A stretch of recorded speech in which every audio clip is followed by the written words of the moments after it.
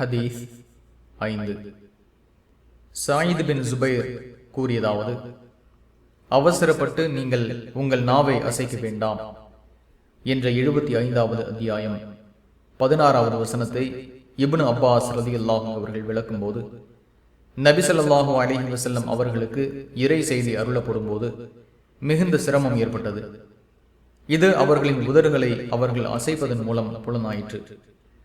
வஹியை மனனம் செய்ய அவசரப்பட்டு நீங்கள் உங்கள் நாவை அசைக்க வேண்டாம், ஏனெனில் அதை உங்கள் நெஞ்சில் ஒன்று சேர்ப்பதும் உங்கள் நாவின் மூலம் அதை ஓத வைப்பதும் நமது பொறுப்பாகும்.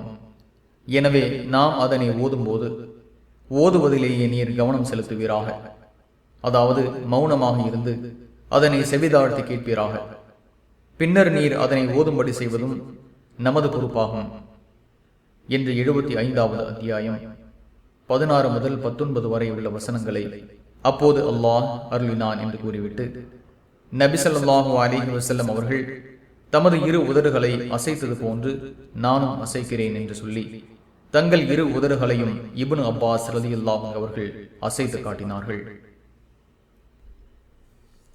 இந்த ஹதீஸை இப்னு அப்பாஸ் ரலியல்லாஹு அவர்களிடமிருந்து அறிவிக்கும் சாயித் பின் ஜுபைர், இப்னு அப்பாஸ் ரலியல்லாஹு அவர்கள் தமது இரு உதடுகளையும் அசைத்தது போன்று நான் அசைக்கிறேன் என்று கூறி அசைத்து காட்டினார்கள்.